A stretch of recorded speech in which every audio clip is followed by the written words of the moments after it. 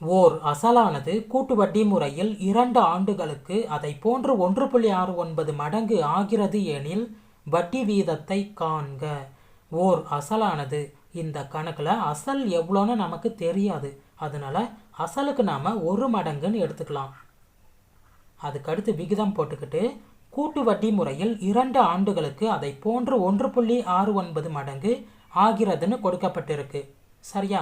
அப்போ இந்த 1 மடங்குக்கு பக்கத்தில் இந்த 1.69 மடங்கை அதுக்கடுத்து நாம் எழுதிக்கலாம் இந்த மாதிரி. சரியா? அதுக்கடுத்தது இந்த புள்ளி வச்ச நம்பரை புள்ளி வைக்காத நம்பரை அதுக்கு கீழே மாற்றி எழுதிக்கலாம்.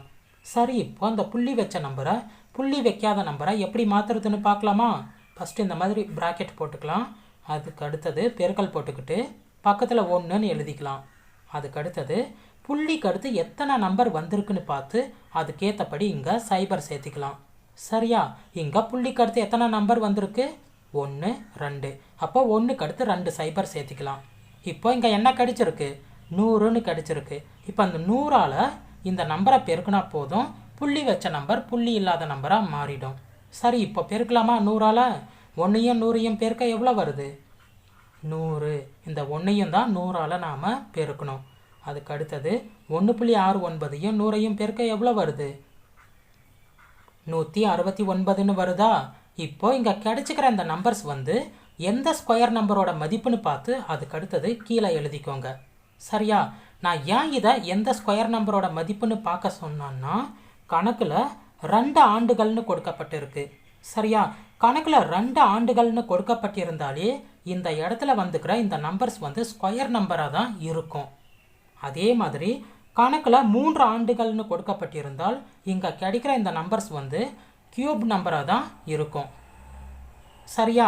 நமக்கு இந்த கணக்கில் இங்கே 2 ஆண்டுகள்னு கொடுக்கப்பட்டிருக்கு. அப்போ இங்கே கிடைச்சிக்கிற நம்பரும் ஸ்கொயர் நம்பராக தான் இருக்கும். அதனால் இதை எந்த ஸ்கொயர் நம்பரோட மதிப்புன்னு பார்த்து அதுக்கு அடுத்தது கீழே எழுதிக்கலாம். 100 என்பது எந்த ஸ்கொயர் நம்பரோட மதிப்பு? 10 ஸ்கொயர் நம்பரோட மதிப்பு தானே. அப்போ 10 ஸ்கொயர்னு எழுதிக்கலாம். அதுக்கு அடுத்தது 169 என்பது எந்த ஸ்கொயர் நம்பரோட மதிப்பு? 13 ஸ்கொயர் நம்பரோட மதிப்பு தானே. அப்போ 13 ஸ்கொயர்னு எழுதிக்கலாம். அதுக்கு அடுத்தது இந்த அடுக்கை மட்டும் விட்டுட்டு இதை மட்டும் இந்த மாதிரி எழுதிக்கலாம். சரியா? இந்த மாதிரி எழுதி முடிச்சதுக்கப்புறம் இதுக்கான வித்தியாசம் என்ன வருதுன்னு அதுக்கடுத்து நாம் கண்டுபிடிக்கலாம். வித்தியாசம்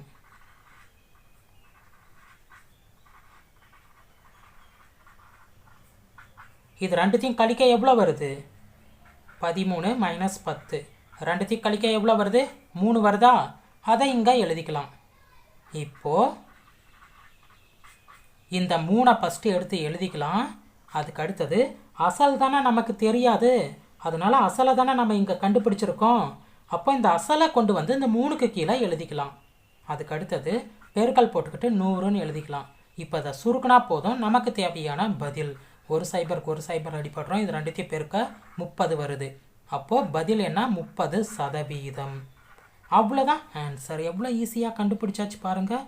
அதாவது வட்டி வீதம் 30%. இந்த மாதிரி நிறைய கணக்கு நம்ம கவர்மெண்ட் ஸ்கூல் புக்கில் இருக்குது. டிஎன்பிஎஸ்சி சிலபஸ்க்கு ஏற்றபடி நான் கவர்மெண்ட் ஸ்கூல் புக்கில் இருக்கிற எல்லா கணக்குகளுக்கும் பதிலை எழுதி பிடிஎஃபாக ரெடி பண்ணியிருக்கேன். உங்களில் யாருக்காச்சும் தேவைப்பட்டால் இப்போ ஸ்க்ரீனில் தெரிகிற இந்த வாட்ஸ்அப் நம்பருக்கு ஒரு மெசேஜ் அனுப்புங்க. இப்போ 3 ஆண்டுகளுக்கும் அதே மெத்தட் யூஸ் பண்ணி பதிலை கண்டுபிடிச்சு பார்க்கலாமா? ஃபஸ்ட்டு அசலுக்கு நாம் 1 மடங்குன்னு எழுதிக்கலாம். அதுக்கு அடுத்தது ஒரு விகிதம் போட்டுக்கிட்டு கணக்கில் கொடுக்கப்பட்டுள்ள அந்த மடங்கை கொண்டு இங்கே எழுதிக்கலாம். அதுக்கு அடுத்தது இந்த புள்ளி வச்ச நம்பரை புள்ளி இல்லாத நம்பராக மாற்றணும். அதுக்காக இந்த மாதிரி ப்ராக்கெட் போட்டுக்கலாம். அதுக்கு அடுத்து பெருக்கல் போட்டுக்கிட்டு பக்கத்தில் 1ன்னு எழுதிக்கலாம். சரியா? அதுக்கு அடுத்தது புள்ளிக்கு அடுத்து எத்தனை நம்பர் இருக்குன்னு பார்த்து அத்தனை 0 1க்கு அடுத்து சேர்த்திக்கலாம். சரியா? புள்ளிக்கு அடுத்து எத்தனை நம்பர் இருக்குது? 1, 2, 3. அப்போ 1க்கு அடுத்து 3 0 சேர்த்திக்கலாம். இப்போ இங்கே என்ன கிடைச்சிருக்கு? 1000 கிடைச்சிருக்கு. இந்த 1000ஐ இந்த நம்பரோட பெருக்குனா புள்ளி வச்ச நம்பர் புள்ளி இல்லாத நம்பராக மாறிடும். சரியா? இப்போ இந்த 1000ஐ இந்த நம்பர்ஸோட பெருக்கலாமா? 1ஐயும் 1000ஐயும் பெருக்குனா அதே நம்பர் தான் வரும். அதுக்கு அடுத்தது இதையும் பெருக்குனா புள்ளி வச்ச நம்பர் புள்ளி இல்லாத நம்பராக மாறிடும். அவ்வளோதான், பெருக்கியாச்சு. இப்போ இது வந்து எந்த கியூப் நம்பரோட மதிப்புன்னு பாருங்க. சரியா? ஏன்னா ஆண்டு வந்து 3 ஆண்டுகள் கொடுக்கப்பட்டிருக்கு. அப்போ இங்க கிடைச்சிக்கிற இந்த மதிப்பு வந்து கியூப் நம்பரோட மதிப்பாக தான் இருக்கும். சரியா? அப்போ இங்க கிடைச்சிக்கிற அந்த மதிப்பு வந்து எந்த கியூப் நம்பரோட மதிப்புன்னு பார்த்து அதை கீழே எழுதிக்கோங்க. 1000 என்பது எந்த கியூப் நம்பரோட மதிப்பு? 10 கியூப் நம்பரோட மதிப்பு தானே. அதாவது 10 3 முறை பெருக்குனா 1000 கிடைக்கும். சரியா? அதுக்கு அடுத்தது 1728 என்பது 12 கியூப் நம்பரோட மதிப்பு. 12 3 முறை பெருக்குனா இந்த மதிப்பு கிடைச்சிரும். சரியா? இப்போ அடுக்க மட்டும் விட்டுட்டு இதை மட்டும் எழுதிக்கோங்க. அதுக்கு அடுத்தது இது ரெண்டுத்தையும் கழிச்சு வித்தியாசம் என்ன வருதுன்னு பாருங்க. இந்த மாதிரி கண்டுபிடிச்சதுக்கப்புறம் இது ரெண்டுத்தையும் கழிச்சு வித்தியாசம் என்ன வருதுன்னு பாருங்க. இது ரெண்டுத்தையும் கழிக்க என்ன வருது? 2 வருது. அதை இங்கே எழுதிக்கோங்க. அதுக்கு அடுத்தது ஃபஸ்ட்டு இந்த 2 எழுதிக்கோங்க. ஒரு வகுத்தல் போட்டுக்கிட்டு அசல் தானே நம்ம இங்கே கண்டுபிடிச்சிருக்கோம். சரியா?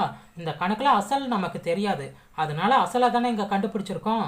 அந்த அசலை கொண்டு வந்து இங்கே எழுதிக்கோங்க. அதுக்கடுத்து ஒரு பெருக்கல் போட்டுக்கிட்டு 100ன்னு எழுதிக்கோங்க.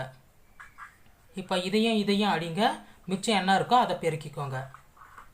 அவ்வளோதான் ஆன்சர். எவ்வளோ ஈஸியாக கண்டுபிடிச்சாச்சு பாருங்கள்.